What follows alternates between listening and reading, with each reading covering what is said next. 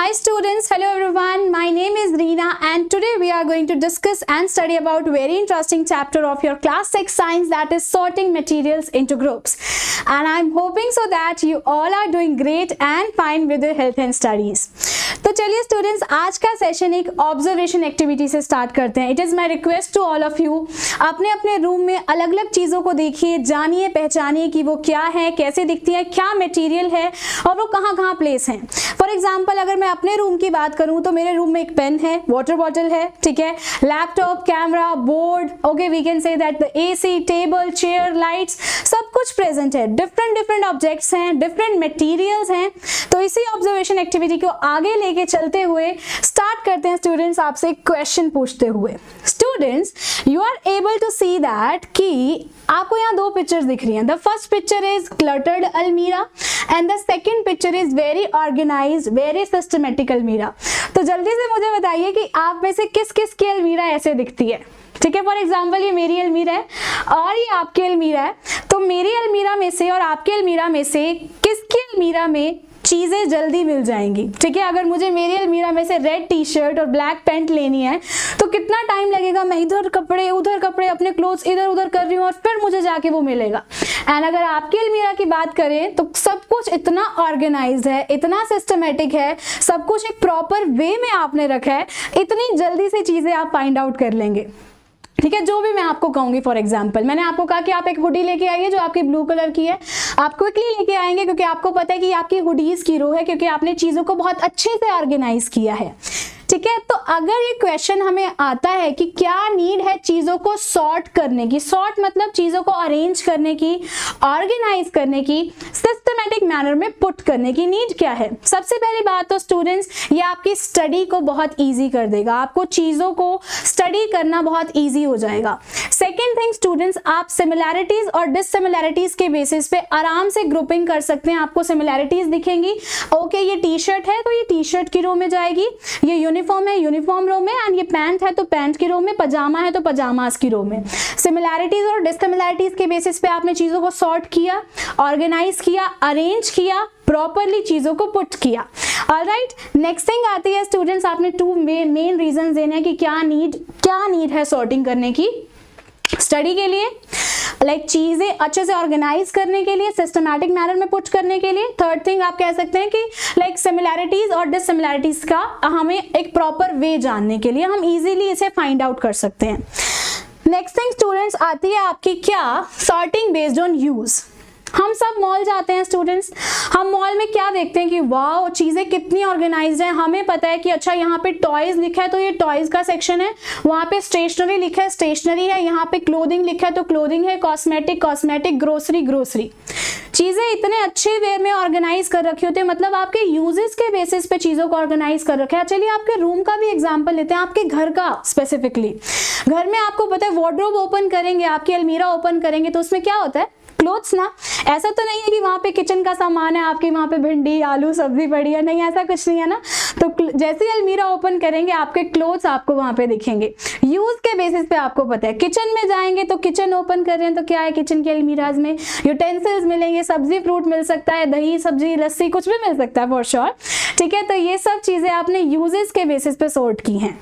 ठीक है, तो मैंने आपको एग्जांपल दिया किसका, सबसे पहले आपके शॉपिंग मॉल का. सेकंड थिंग स्टूडेंट्स आपके किचन का. थर्ड आप अपनी अलमीराज को फिर से ले सकते हैं जहां पे आपने चीज़ों को बहुत अच्छे वे में सॉर्ट किया on the basis of use specifically, कि क्या यूज है. आप फार्मा की दुकान पे जाते हैं, किसी मेडिकल शॉप पे जाते हैं, वहां पे भी आप देखते हैं कि चीज़ें कितने अच्छे से ऑर्गेनाइज्ड हैं. ठीक है, उन्हें क्विकली एक सेकेंड लगता है चीज़ें फाइंड आउट करने में क्योंकि उन्होंने ऑर्गेनाइज किया है यूजेस के बेसिस पर. Okay, I hope you are getting the point. Next thing students आती है सॉर्टिंग बेस्ड ऑन शेप. अब you are able to see that कि पहली शेप आपको स्फेरिकल दिख रही है, सेकंड ट्रायंगुलर दिख रही है एंड थर्ड रेक्टेंगुलर दिख रही है. आई नो दैट बहुत सारे स्टूडेंट्स को पिज्जा देख के, पिज्जा स्लाइस देख के माउथ में वाटरिंग हो रही होगी, फॉर श्योर मुझे भी होती है. ठीक है, तो जितने भी स्फेरिकल चीजें हैं, गोल चीजें हैं, वो हम इस चीज में रखेंगे. हम किसके बेसिस पे कर रहे हैं, शेप के बेसिस पे. ठीक है, आपको अब शेप को माइंड में रखना है, यूजेस को एक साइड कर दीजिए। ठीक है, अब पहली जो बात हमने डिस्कस की वो एक साइड कर दीजिए।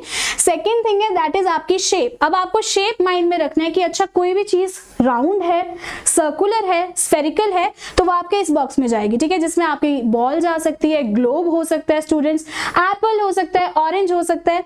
सेकेंड आपका ट्रायंगुलर है। ठीक है, ट्रायंगुलर में आपका पिज्जा स्लाइस आएगा फॉर श्योर। अब कभी भी हम रेस्टोरेंट्स में जाते हैं, होटल्स में जाते हैं, तो हम देखते हैं वहां पे ट्रायंगुलर एक नैपकिन होल्डर होता है, वो भी आप इधर डाल सकते हैं। थर्ड आपको यहाँ पे क्या दिखता है, रेक्टेंगुलर। रेक्टेंगुलर शेप्स में स्टूडेंट्स आप डेफिनेटली सर्टेन ऑब्जेक्ट्स पुट कर सकते हैं। इट विल बी आपका रेक्टेंगुलर में आपकी टीवी स्क्रीन आएगी, लैपटॉप आएगा, या फिर आपका लाइक नोटबुक्स आ सकती हैं। ठीक है, ये सभी आप रेक्टेंगुलर शेप्स में पुट करेंगे। नेक्स्ट आता है स्टूडेंट्स अब मटेरियल्स के बेसिस पे sorting, which is very very important. चीजों को ऑर्गेनाइज कर रहे हैं सिस्टमैटिक मैनर में, प्रॉपर वे में ऑर्गेनाइज कर रहे हैं, तो मटेरियल्स के बेसिस पे अलग अलग कर रहे हो। ठीक है, तो मटेरियल क्या है, उस पर्टिकुलर ऑब्जेक्ट का मटेरियल क्या है।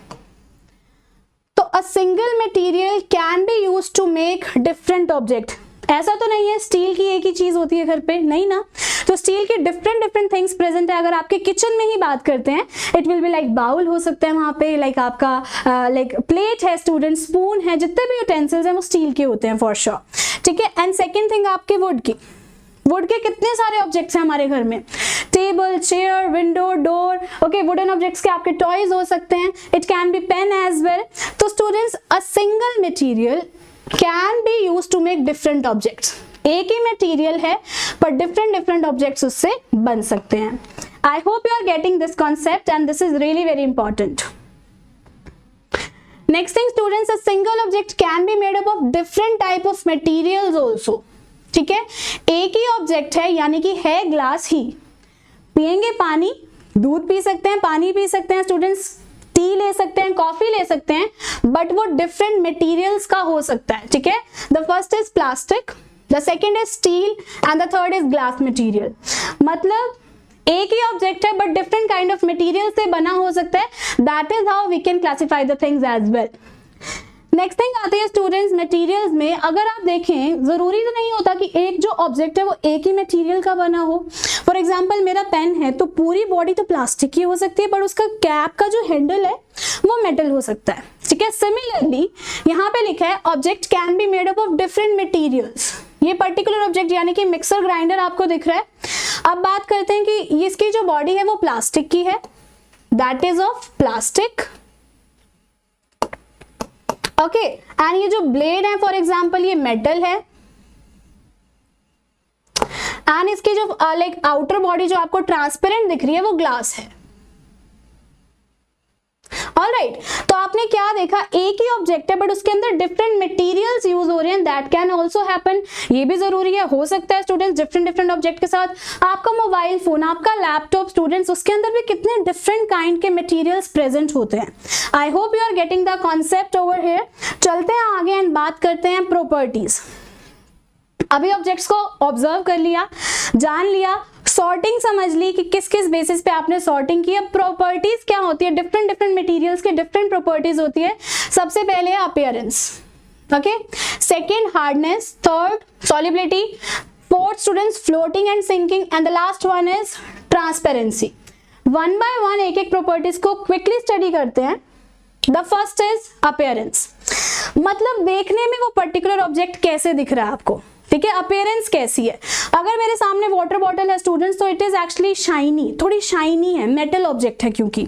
ठीक है, अगर मुझे एक साइड डस्टर दिख रहा है, काफी डल है, कोई चमक नहीं है, बिल्कुल चमकीला नहीं है, बट मुझे अगर वाटर बॉटल दिख रही है स्टूडेंट्स मेटल की है, तो काफी चमकीली है। ठीक है, तो अपीयरेंस के बेसिस पे हमने टू कैटेगराइज की है, टू वेज में कैटेगराइजेशन की है। The first is lustrous objects and the second one is non lustrous object.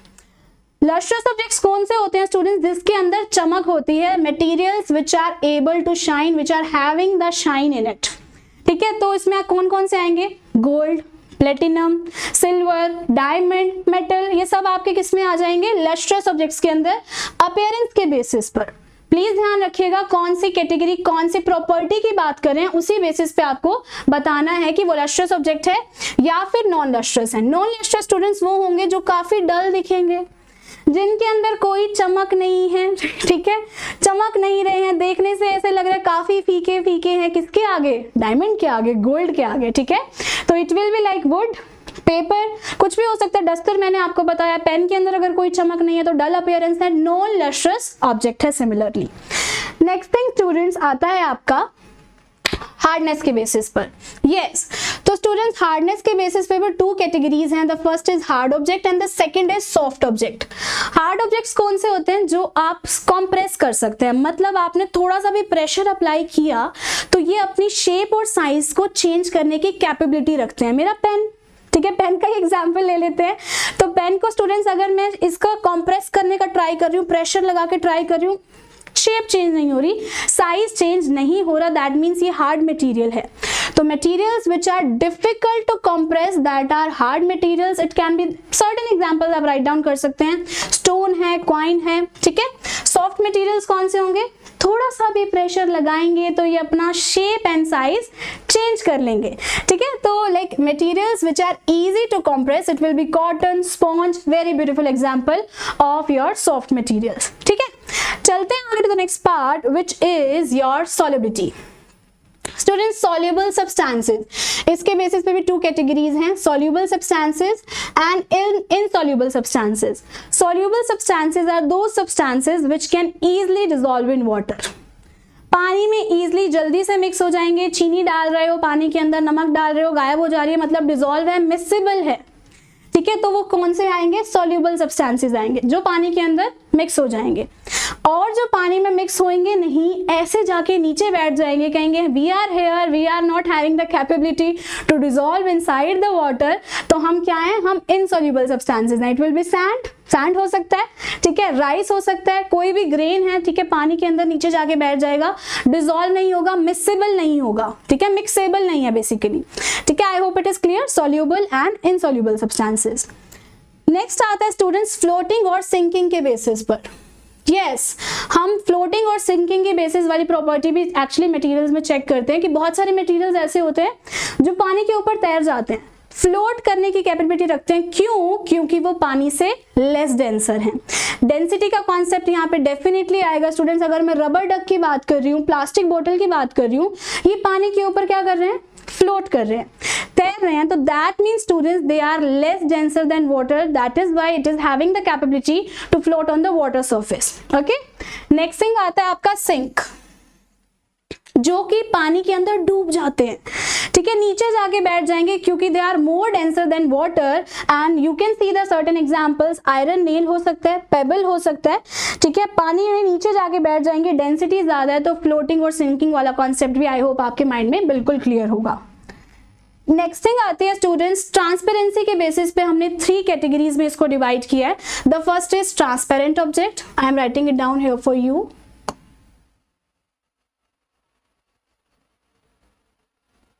Okay, the first is transparent, second is translucent, and the last one is opaque. ठीक है, अभी students अगर आप मुझे देख पा रहे हैं तो दैट इज बिकॉज कैमरा का जो लेंस है which is of transparent material, ठीक है, वो ट्रांसपेरेंट मटेरियल है, मींस वो लाइट को अलाउ कर रहा है कि वो कंप्लीटली इससे पास थ्रू हो जाए, ठीक है। तो the materials which let the light pass through it and you can see it thoroughly, आर पार आप इजिली देख पा रहे हैं, तो दैट मीन्स वो ट्रांसपेरेंट मटेरियल है। And certain examples you can write glass, air, and thank god students हमारी जो एयर है वो ट्रांसपेरेंट है, तभी हम चीजें आराम से देख पा रहे हैं। अगर ये कोई और इसकी प्रॉपर्टी होती तो फॉर श्योर हमें काफी प्रॉब्लम आती। नेक्स्ट थिंग स्टूडेंट्स ट्रांसल्यूसेंट, जिसमें हमें धुंधला दिखता है, ब्लर्ड विजन होता है, I am writing blurred vision.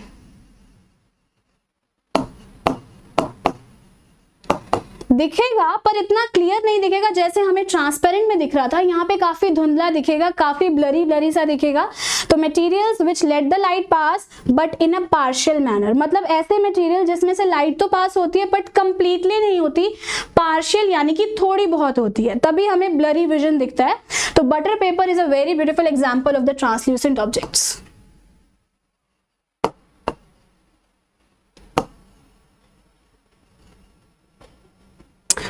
And the last one is opaque. Students for example मैं कैमरा लेंस के आगे बुक रख दूं, ठीक है, या फिर मैं एक वुडन ब्लॉक रख दूं, आप मुझे नहीं देख पाएंगे। क्यों? क्योंकि वो ओपेक ऑब्जेक्ट है और ओपेक ऑब्जेक्ट से लाइट पास नहीं होती और इसीलिए स्टूडेंट्स हम आर पार नहीं देख पाते। तो that is also written materials which do not let the light pass through it, जिसमें से लाइट पास नहीं हो रही, that are opaque objects. And आप सबके लिए क्वेश्चन भी है, do let me know the answer in the comment box over there कि मिरर कौन सा ऑब्जेक्ट है, मिरर ट्रांसपेरेंट है, ट्रांसल्यूसेंट है या ओपेक ऑब्जेक्ट है, ठीक है। I really want your answers in the chat box and definitely materials which do not let the light pass through it, they are opaque objects. Example लिख लीजिए यहाँ पर, कौन सा लिखेंगे? यस, तो सबसे पहले लिख सकते हैं वुड, ओके, बुक, बहुत सारे एग्जांपल्स हैं स्टूडेंट्स वुडन लाइक आपके ओपेक ऑब्जेक्ट्स के। And that is how we have come to an end of this session. So it is my request to all of you, do revise this session once again so that आपके mind में जो भी हमने particular आज quickly ये session revise किया, chapter revise किया, as it is save हो जाए। And do like, share and subscribe this channel as soon as possible, और हमारे टेलीग्राम ग्रुप को जल्दी से जल्दी ज्वाइन कर लीजिए सो दैट सारी इंपॉर्टेंट इन्फॉर्मेशन आपको वहां पे मिल सके, ठीक है। तो we will meet in the next session for sure. Till then, please take care of yourself. Have a very good day. Keep learning, keep smiling, and keep studying. Bye.